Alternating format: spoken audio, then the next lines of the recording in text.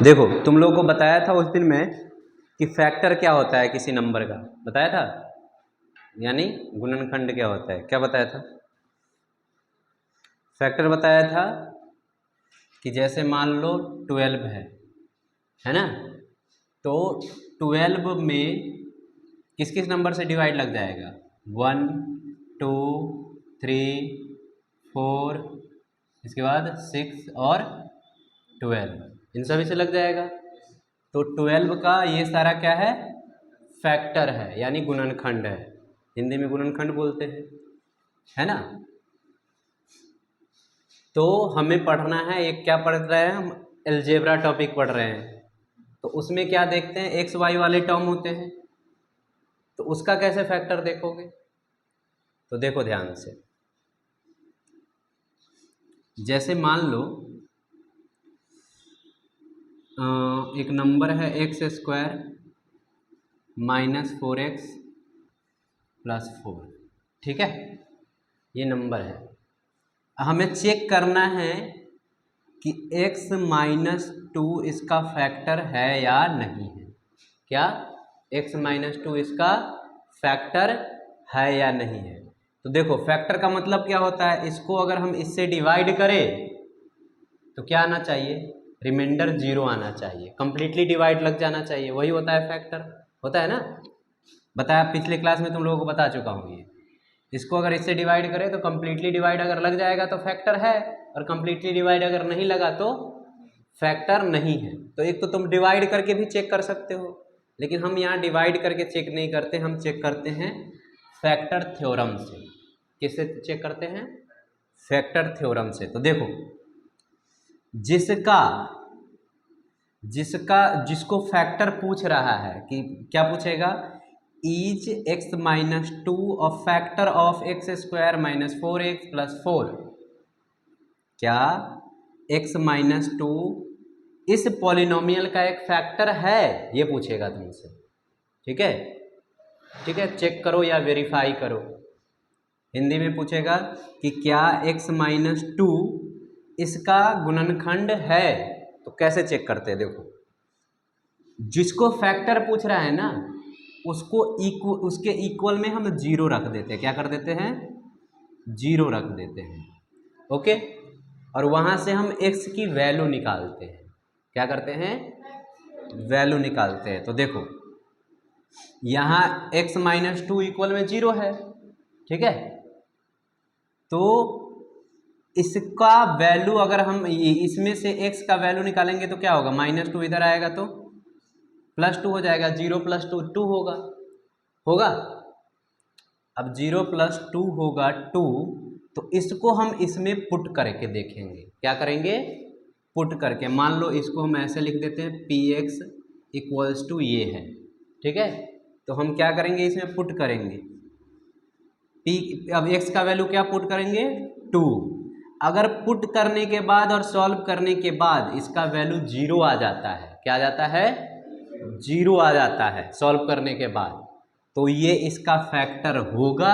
अगर 0 नहीं आता है तो फैक्टर नहीं होगा। और एक चीज याद रखो, और इसी को हम रिमाइंडर थ्योरम भी बोल सकते हैं, ठीक है। तो रिमाइंडर थ्योरम अगर मान लो हमसे पूछेगा, ये क्या क्वेश्चन पूछेगा कि x² -4x+4 को डिवाइड किया जाता है x-2 से, तो रिमाइंडर क्या आएगा? ठीक है, क्या पूछेगा क्वेश्चन कि ये जो पॉलिनोमियल है, ये जो बहुपद है, उसको डिवाइड किया जाता है किससे? x-2 से, तो रिमाइंडर क्या आएगा? तो उसके लिए भी वही प्रोसेस है, ठीक है। सबसे पहले जिससे डिवाइड करने के लिए पूछ रहा है उसको इक्वल में क्या रखेंगे? 0, और यहाँ से x का वैल्यू निकालेंगे, इसमें पुट करेंगे, जो आंसर आएगा वही रिमाइंडर होगा, है ना। और तुम लोग को पता है कि किसी नंबर में अगर डिवाइड करते हैं तो रिमाइंडर 0 आता है ना। तो इसका मतलब क्या है? वो नंबर उसका फैक्टर है। जैसे 12 को अगर 2 से डिवाइड करेगा तो रिमाइंडर क्या आएगा? 0। तो यानी 2 12 का क्या है? फैक्टर है ना। तो वैसे ही अगर कोई फैक्टर रहेगा तो रिमाइंडर क्या आना चाहिए? 0 आना चाहिए। और अगर फैक्टर नहीं है तो रिमाइंडर कुछ जीरो के अलावा कुछ भी आ सकता है। तो इसमें हम पुट करेंगे, तो देखो x का वैल्यू क्या है 2, यहाँ पुट कर दो 2 का स्क्वायर माइनस 4 और x है 4x का मतलब 4 इंटू एक्स है, और x की जगह पे क्या पुट करेंगे 2 प्लस 4। ठीक है, अब इसको सॉल्व करोगे 2 का स्क्वायर 4 4 2 जा माइनस में है ये और प्लस 4। अब देखो ध्यान से, ये दोनों नंबर क्या है प्लस में है, साइन सेम है। देखो कभी भी एक ही क्वेश्चन में बहुत सारा प्लस का दिख जाए तुमको, और एक ही क्वेश्चन में माइनस का भी बहुत सारा दिख जाए, तो सारा प्लस को एक साथ ऐड कर दो और सारे माइनस को एक साथ ऐड कर दो, है ना। तो यहाँ पे इसको और इसको हम एक साथ ऐड कर देंगे, क्योंकि दोनों का साइन क्या है प्लस है, तो ये 4 4 8 हो जाएगा और -8 भी है। ठीक है, तो यानी इसको सॉल्व करोगे तो आंसर आएगा 0, और 0 आ रहा है तो इसका मतलब x - 2 इसका फैक्टर 0 आ गया तो है। और हमसे अगर ये पूछता कि बताओ इससे इसको डिवाइड किया जा रहा है तो रिमाइंडर क्या आएगा, तो यहाँ पे जो आंसर आया वही रिमाइंडर होगा। समझ गया, इतना समझा? चलो नोट करो तो इसको जल्दी से।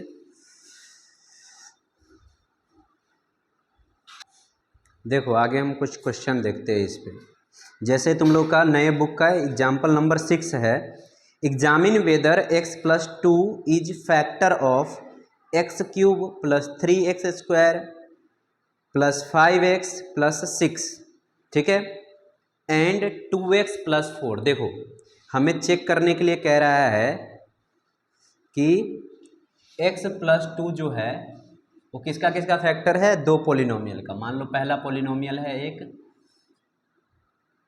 दे रखा है इसमें x³ + 3x² + 5x + 6, ये है एक, ठीक है। और दूसरा है मान लो कुछ भी ले लो, gx ले लो, ये है 2x + 4, ठीक है, 2x + 4। तो देखो इसको चेक करने के लिए तो तुम दो तरीका इस्तेमाल कर सकते हो। क्या? पहला कि इससे इसको डिवाइड कर दो, डिवाइड करना तुम लोगों को बताया था, है ना। अगर रिमाइंडर 0 आता है तो फैक्टर है, अगर 0 नहीं आता है तो फैक्टर नहीं है ना। और दूसरा तरीका जो अभी हमने पढ़ा है फैक्टर थ्योरम, ठीक है, क्या करेंगे इसका वैल्यू 0 लेंगे, x + 2 का वैल्यू क्या लेंगे 0, x + 2 = 0, देयरफॉर x = क्या होगा -2, ठीक है, -2। और इसमें क्या कर देंगे पुट करेंगे, अगर ये वैल्यू अगर 0 आ जाता है तो क्या होगा फैक्टर होगा, अगर नहीं होगा आएगा तो नहीं होगा। अब देखो, अब जैसे ये देखोगे तो ये दिख रहा है तुम लोग को फैक्टर है या नहीं इसका, ये जो है इसका फैक्टर है x + 2। 2 अगर कॉमन ले लेगा तो क्या बचेगा, ऐसे ही बता रहा हूँ, ठीक है, ऐसे करना नहीं है, करना हमें इसी तरीके से है। अगर 2 कॉमन ले लेगा इसमें से तो ये यहाँ से क्या बचा x बचा, यहाँ से क्या बचा 2 बचा ना। तो देख 2 × x + 2, अब जब दो नंबर मल्टीप्लाई में आ रहा है तो ये इसका फैक्टर होगा ही, ये नंबर आ गया ना मल्टीप्लाई में। मल्टीप्लाई में आने का मतलब इससे अगर इसको डिवाइड करोगे तो ये कैंसिल हो जाएगा, बचेगा क्या 2 बचेगा, है ना। कैंसिल अगर हो रहा है तो फैक्टर है, लेकिन हमें ऐसे नहीं करना है ना। तो देखो x का वैल्यू -2 आ गया, अब हम क्या कर देंगे दोनों में पुट करके देखेंगे। px, ये कौन सा एग्जाम्पल नंबर 6 है, px की जगह पे क्या है p - 2, ठीक है। अब देखो यहाँ पे पुट करो, x का क्यूब है तो -2 का क्यूब हो जाएगा, ठीक है। 3x² है तो 3 × -2 का स्क्वायर होगा x की जगह पे, +5x है तो 5 × -2 और +6 6। इसको सॉल्व करोगे तो -2 का क्यूब -8 आएगा। इसको सॉल्व करोगे तो देखो -2 का स्क्वायर 4 आएगा, है ना। जितना पावर है उतना बार मल्टीप्लाई करके देखना है। तो -2 का स्क्वायर क्या आएगा 4, और 4 3 जा 12, यानी इस टोटल को सॉल्व करके आ गया 12। अब ये देखो, ये दोनों मल्टीप्लाई में है, ये माइनस में, ये प्लस में, प्लस माइनस माइनस का साइन, और 5 2 जा 10 और प्लस 6। अब देखो ध्यान से, ये दोनों प्लस में हैं और ये दोनों माइनस में हैं। तो अभी तुम लोगों को बताया था कि अगर दोनों माइनस में माइनस माइनस वाला जो रहेगा उसको एक साथ जोड़ देंगे और प्लस वाले को एक साथ। तो देखो ये -8 और -10 कितना हो जाएगा, -18 हो जाएगा, और +12 + 6 +18 हो जाएगा। एक माइनस में आ रहा है, एक प्लस में, दोनों सेम है, यानी कट के आ गया 0। तो यानी x + 2 इसका फैक्टर है ना। अब ऐसे ही हम चेक करेंगे किसका, अब ये लिख देंगे यहाँ पे, क्या लिख देंगे, therefore x + 2 is a factor of px। मैंने लिया है तो डायरेक्ट मैं सिर्फ px लिख देता हूँ, ठीक है, क्योंकि px के इक्वल में पूरा है ये वैल्यू, समझ गया। तो वो लिख देंगे, हिंदी वाले लिख देंगे कि x, अतः x + 2 जो है इसका px का गुणनखंड है। अब हम इसको चेक करेंगे gx वाले को, gx को हमने इसको रिलेट किया है, तो यहाँ पे क्या कर देंगे, g का वैल्यू क्या पुट कर रहे हैं, -2, क्या कर रहे हैं, -2, ठीक है। और g का वैल्यू -2 पुट करेगा तो 2 × -2 + 4, x के जगह पे 2 पुट कर दिया तो देखो 2 2 जा -4 आएगा, प्लस माइनस -4 +4, यानी कैंसिल करके आ रहा है 0। तो ये भी इसका मतलब, ये भी इसका फैक्टर है ना, मतलब x + 2 2x + 4 का भी फैक्टर है, तो इसमें भी हम वही लिख देंगे, समझ गया। चलो नोट करो फास्ट।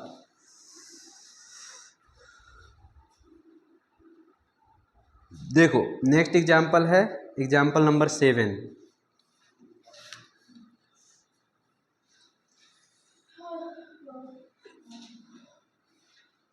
क्या है example, find the value of k if x - 1 is a factor of 4x³ + 3x² - 4x + k। क्या दे रखा है, 4x³ + 3x² - 4x + k, और इसका फैक्टर कौन सा नंबर है, x - 1। अब देखो ध्यान से, ओए देख यहाँ ध्यान से, क्या कह रहा है क्वेश्चन में, हमें गिवन है कि x - 1 जो है ये इसका फैक्टर है, ठीक है। क्या दे रखा है, x - 1 इसका फैक्टर है, यानी x - 1 इसका गुणनखंड है, ठीक है। तो हमसे पूछ रहा है कि k का वैल्यू निकालो। तो तुम लोगों को अभी बताया था मैं क्या, कि अगर ये इसका फैक्टर है ना, ये इसका फैक्टर है, तो यहाँ से जो x का वैल्यू निकलेगा इसमें पुट करेंगे तो वैल्यू क्या आएगा, 0, है ना। तो वही हम करेंगे, देखो यहाँ से इसको इक्वल में 0 लो, देयरफॉर x बराबर क्या हो जाएगा, 1। अब इसको देखो, इसको हम मान लेते हैं, लेट करके लिख सकते हो, late px = 4x³ + 3x² - 4x + k, ये लिख सकते हैं। माना कि देखो ये px हम अपने मन से लगा रहे हैं इसलिए लेट लिख दिया, हिंदी में इसको लिखेंगे माना कि px = ये, ओके। अब यहाँ पे हम k का, ये x का वैल्यू क्या पुट करेंगे, 1, जो कि यहाँ से आया, फैक्टर से आया है, गुणनखंड से आया है। तो हम यहाँ पे p1 का वैल्यू पुट करेंगे तो 4 × 1 का क्यूब हो जाएगा, प्लस 3 × 1 का स्क्वायर 4 इंटू 1 और प्लस के। अब देखो 1 का वैल्यू पुट करते हैं, इसका वैल्यू क्या आना चाहिए? 0 आना चाहिए, आना चाहिए ना, क्योंकि हमें कंडीशन दे रखा है x माइनस 1 इसका फैक्टर है, गुणनखंड है। तो जैसे ही इसमें से वैल्यू निकाल कर इसमें पुट करेंगे तो आंसर 0 आना चाहिए। तो इसीलिए हम इसके P1 की जगह पे क्या लिख सकते हैं? 0, है ना। अभी इसको सॉल्व कर करेंगे तो देखो 1 का क्यूब क्या होगा? 1, 4 इंटू 1 4 प्लस 1 का स्क्वायर 1 और इंटू 3 तो 3 हो जाएगा। फिर 4 इंटू 1 4 माइनस का साइन है तो -4 प्लस के। अब देखो ये दोनों कैंसिल हो रहा है, हो रहा है। अब ये k प्लस 3 बचा, हमें निकालना है k की वैल्यू। तो k को रोकेंगे तो 3 इस साइड आ जाएगा, यानी ये प्लस में इधर आएगा तो माइनस में। तो 0 माइनस 3 क्या होगा? -3 होगा, इक्वल में k, यानी k का वैल्यू क्या आ गया? Therefore k equals to -3। समझ में आया कैसे करना है ऐसा क्वेश्चन हो तो? ठीक है। देखो जैसे ही तुमको दे दिया, क्या दे दिया कि ये इसका फैक्टर है, तो दिमाग में तुम्हारा डायरेक्ट क्लिक करना चाहिए कि यहाँ से जो वैल्यू निकालेंगे और इसमें पुट करेंगे तो वो 0 के इक्वल होगा, है ना। अब इसी में तुमको क्या क्वेश्चन दे सकता है पता है? ध्यान से सुनो, इसमें तुमको क्वेश्चन ऐसा दे सकता है कि मान लो इससे इसको डिवाइड किया, x माइनस 1 से px को डिवाइड किया, भाग किया, ठीक है। तो रिमाइंडर तुम्हारा आया 3। क्या आया? रिमाइंडर आया 3। तो तुमसे पूछेगा k का वैल्यू बताओ, ठीक है। तो उसमें भी वैसे ही करेंगे। अब देखो तुमसे कह रहा है कि रिमाइंडर 3 आया, यानी शेष 3 आया। रिमाइंडर 3 आने का मतलब है कि इससे वैल्यू जो निकालोगे ये इसमें पुट करोगे तो वो किसके इक्वल होगा? 3 के इक्वल होगा, है ना। फैक्टर का मतलब क्या होता है? रिमाइंडर 0 होता है। और जहाँ पे तुमको अगर रिमाइंडर दिया है तो इसके इक्वल में यहाँ से जो वैल्यू निकालेंगे उसको इसमें पुट करेंगे तो वो जितना रिमाइंडर दिया है उसके इक्वल आएगा, समझे? चलो नोट करो इसको जल्दी से, या एक मिनट रुक जाओ, एक और क्वेश्चन कर ले। एग्जाम्पल नंबर 8 होगा तुम लोगों से, हो तो जाएगा। एग्जाम्पल करेंगे तो बहुत लंबा हो जाएगा ये, लेकिन डायरेक्ट एक्सरसाइज करना स्टार्ट करें अब। हाँ एग्जाम्पल कर, देखो एक्सरसाइज करा दूंगा तो एग्जाम्पल तुम लोगों का ड्यूटी है, एग्जाम्पल कर लोगे, ठीक है। जैसा क्वेश्चन एक्सरसाइज में वैसा एग्जाम्पल में। पहले नोट करो इतना इसको जल्दी से।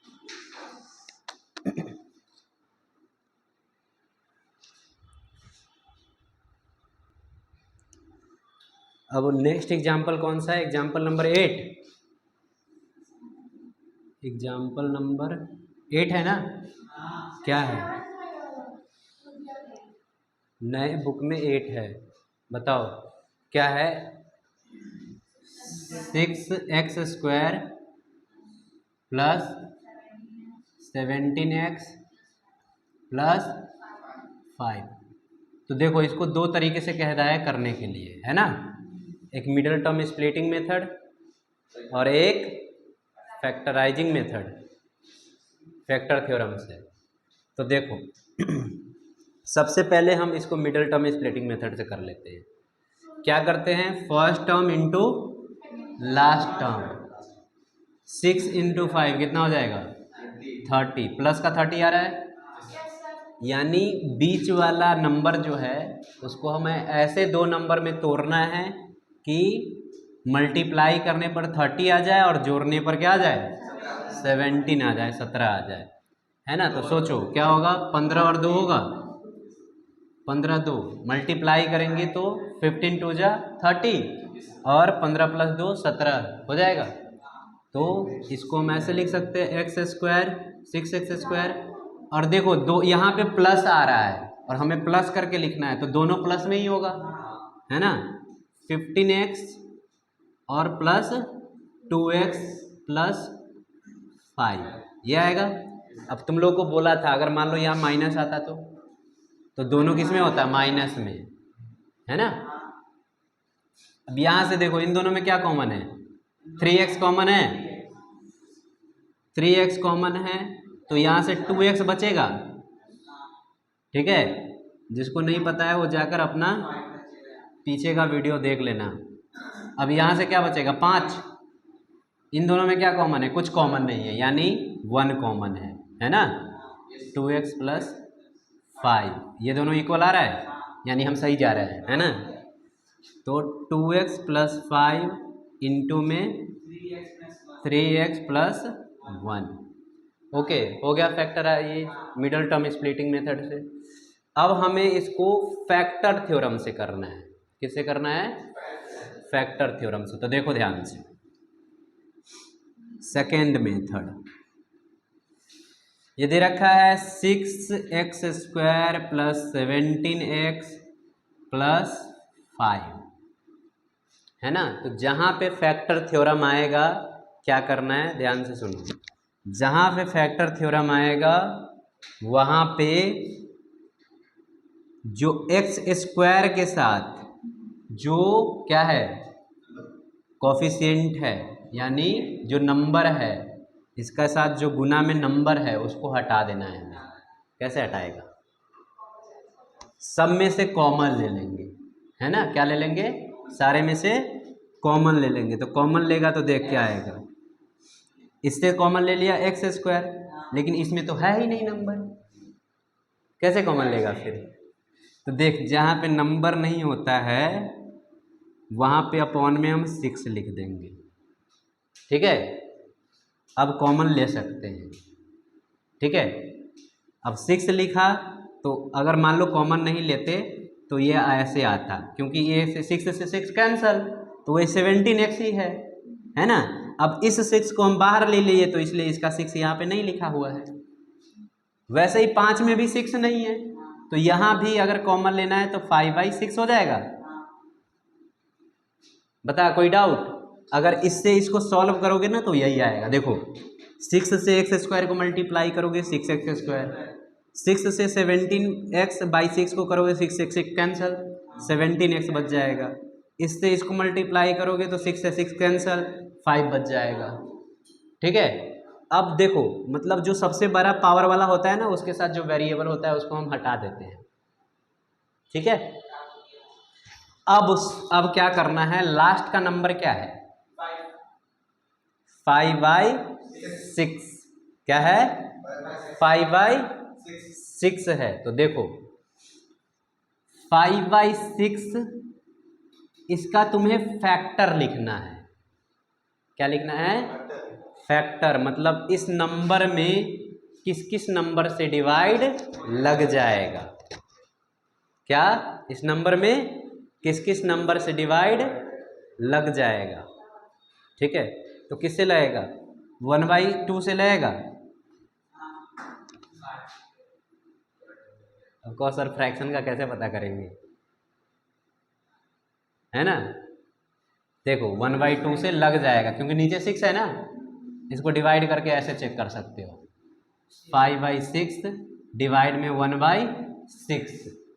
ठीक है, ये दोनों देखोगे तो एक साथ आएगा और दोनों ऊपर और नीचे वाला एक साथ आता है, यानी 5 × 6 अपॉन में 1 × 6 कैंसल, यानी 5 आ रहा है, आ रहा है ना। अब देखो ये प्लस में भी आएगा और माइनस में भी आएगा। ठीक है, वैसे ही फिर दूसरा और क्या नंबर हो सकता है इसका, 1/3 ही हो सकता है। देखो नीचे 6 है ना, तो एक एक करके जो 6 को जो डिवाइड करेगा वैसे लिख दो। 1/3 हो सकता है प्लस माइनस में, हो सकता है प्लस में भी और माइनस में भी, और कुछ हो सकता है 1/6 हो सकता है, 1/6 भी हो सकता है प्लस माइनस। अब देखो नीचे वाला का तो कर लिया, ऊपर वाला को कौन कौन नंबर डिवाइड कर सकता है ये बताओ। सिर्फ 5 डिवाइड कर सकता है, और कोई कर सकता है, 1 कर सकता है। तो 1 तो हमने सब में लिख ही दिया है, तो इसको हम ऐसे लिख सकते हैं 5/2। इससे अगर इसको डिवाइड करोगे ना तो भी डिवाइड लग जाएगा। ठीक है, इसके बाद दूसरा 5/3 भी हम लिख सकते हैं, हालांकि देखो ये थोड़ा मुश्किल मेथड हो जाता है, ऐसे करके कंफ्यूज हो जाओगे तुम लोग। वैसे अगर क्वेश्चन आएगा तो मिडल टर्म स्प्लिटिंग मेथड से कर सकते हो, लेकिन फिर भी समझ लो क्या है, क्या जाता है। अब देखो 5/3 हो गया, इसमें जो जो लिया है ना हमने उसके ऊपर 5 लगा दो बस। क्या आ सकता है, 5/6 भी आ सकता है, प्लस माइनस, इससे तो लगेगा ही, इसमें लगेगा। इतना आया समझ में? चलो इतना नोट करो तो जल्दी से। नहीं, अब देखो आगे जो है ये आ गया हमारा, तो ये जो वैल्यू है ना इस सबको हम एक एक करके पुट कर के देखेंगे, ठीक है। तो वो तरीका तुम पुट करके देखोगे तो बहुत टाइम लग जाएगा, ठीक है। तो सिंपल क्या करो, तुमको बता ही दिया, क्या बोला था कि यहाँ से जैसे इसमें करता है ना कि 6 5 जा क्या हो गया 30 हो गया मल्टी। अब इसको इस तरीके से ब्रेक करना है कि जोड़ने पर क्या आ जाए, जोड़ने पर 17 आ जाए, क्योंकि यहाँ पे प्लस आ रहा है तब जोड़ने पर, है ना, यहाँ पे प्लस आ रहा है तब जोड़ने पर ये 17 आ जाए और मल्टीप्लाई करने पर 30 आ जाए, ठीक है। तो कौन कौन सा वैल्यू होता है, 15 और 2 होता है, ठीक है। और इसके साइड में 6 है, तो साइड के 6 से क्या कर देंगे, इन दोनों को डिवाइड कर देंगे, और साइन जो है साइन को उल्टा कर देंगे, ठीक है। साइन को क्या कर देंगे, उल्टा। और इसको सॉल्व करो तो ये दोनों 3 के टेबल में जाता है, ये 5 पर और ये 2 पे, और ये 1 पे, और ये किस पे, 3 पे। तो यानी -5/2 इसमें पुट करोगे ना तो वैल्यू क्या हो जाएगा, 0। और -1/2 भी x के जगह पे पुट करोगे तो वैल्यू क्या आ जाएगा, 0। तो देखो यहाँ पे हम लेट कर लेते हैं, मान लो लेट माना कि px बराबर ये है ना, ताकि इतना ना लिखना पड़े। अब यहाँ पे हम क्या करेंगे, इफ नहीं, देयरफॉर p, एक बार वैल्यू ये रखो क्या, -5/2 इक्वल्स टू आएगा 0, आएगा, ठीक है, आएगा ही आएगा, उसमें कोई कंफ्यूजन नहीं होना चाहिए। और एक बार x का वैल्यू -1/3 पुट करोगे तो भी आएगा 0, ठीक है, 0। अब देखो ये 0 आ रहा है, इसका मतलब ये x का वैल्यू है, x का वैल्यू है ना, तो इसके जगह पे हम क्या कैसे लिख सकते हैं, इसको ऐसे लिख सकते हैं, x इक्वल्स टू -5/2 लिख सकते हैं। और दूसरा ये है x इक्वल्स टू क्या, -1/2। अब देखो हमें फैक्टर निकालना है ना इसका, अच्छा सॉरी 1/3 है, हमें क्या निकालना है, फैक्टर निकालना है। तो इसको हम इस साइड ले आएंगे, क्या हो जाएगा, x + 5/2 हो जाएगा इक्वल में 0, और इसको लाओगे इस साइड तो x + 1/3 इक्वल में 0, ठीक है। अब हम इस px को इस फॉर्म में लिख देंगे, क्या कर देंगे, नाउ क्या था ये, हमने कैसे लिखा था, ये लिखा था, ये देखो यहाँ से जो सॉल्व किया है जहाँ लास्ट तक ये वाला पार्ट, तो इसको इसके इक्वल में क्या था, ये 6 इंटू में x² + 17x/6 + 5/6 ये था। तो देखो अब इसके जगह पे डायरेक्ट तुम ये दोनों को मल्टीप्लाई करके लिख सकते हो, 6 इंटू x + 5/2 और इंटू x + 1/3 लिख सकते हो, ठीक है। अब देखो ये सीख लो, नहीं याद रहेगा तो भी कोई दिक्कत नहीं है, ठीक है, बस मैंने आया तो बता ही दिया ये। अब देखो इसको सॉल्व कर लेते हैं पहले, ये फ्रैक्शन में है, ठीक है। तो हम क्या करते हैं, तुम लोग को बताया होगा शायद मैं, कि जब एक नंबर फ्रैक्शन में हो एक फ्रैक्शन में ना हो तो डायरेक्ट हम क्या करते हैं, नीचे वाले से इसको मल्टीप्लाई करते हैं, प्लस है तो प्लस कर देंगे, माइनस है तो माइनस कर देंगे। ध्यान से देखो ये चीज़, तो देखो 2 से x को मल्टीप्लाई करेगा 2x हो जाएगा, और बीच में प्लस है तो प्लस 5 और अपॉन में 2, ये आ जाएगा। वैसे ही इसको करेंगे तो 3 में x से मल्टीप्लाई होगा 3x प्लस 1 अपॉन में 3 आ गया। अब देखो 2 से 6 काटोगे 3 पे, 3 से 3 कट जाएगा, यानी बचा क्या तुम्हारा 2x प्लस 5 इंटू में 3x प्लस 1। देखो यही था, बड़ा इजी था, समझ में आया? हाँ जान्या, थोड़ा बहुत एक बार फिर से समझा दो। देखो इस फॉर्म में था, ये था ना, तो एक्स स्क्वायर के साथ 6 कॉफिशिएंट में था। तो कभी भी अगर हमें प्राइम वो कौन सा मेथड था, ये फैक्टर थ्योरम से करना हो तो एक्स स्क्वायर को अकेला करना है, अकेला करना है, तो हमने 6 को क्या कर लिया, कॉमन ले लिया। तो इसमें तो 6 था तो इसलिए कॉमन आ गया, लेकिन इसमें तो 6 है ही नहीं। तो जब 6 नहीं है कॉमन, तो कॉमन अगर एक्स्ट्रा फिर भी ले रहा है तो इसके अपॉन में 6 आ जाएगा, है ना, ताकि इसको दोबारा सॉल्व करें तो ऊपर यही आएगा सॉल्व करके। इसमें भी 6 नहीं था तो इसके भी अपॉन में 6 आ गया। अब इसके लास्ट में 5/6 नंबर आया था, ठीक है, तो 5/6 आया था। तो तुम लोग इसका फैक्टर कैसे लिखोगे, ध्यान से देखो, इसका फैक्टर कैसे लिखोगे। सबसे पहले नीचे जो नंबर है उसका फैक्टर देख लो, उसका फैक्टर क्या क्या होगा, 1 होगा, 2 होगा, 3 होगा, 6 होगा, यही होगा ना। और देखो एक चीज़ में हमने और छोड़ दिया था, 1 भी हो सकता है, 1 तो हो ही सकता है, हो सकता है। तो ये सारा नंबर हो सकता है, ठीक है। अब इसके बाद नीचे वाला देख लिया, सबको ऊपर रखा है, ऊपर रखा है। अब ऊपर वाला में हमने देखा, ऊपर वाले में क्या है 5, ठीक है, ऊपर वाले में क्या है 5।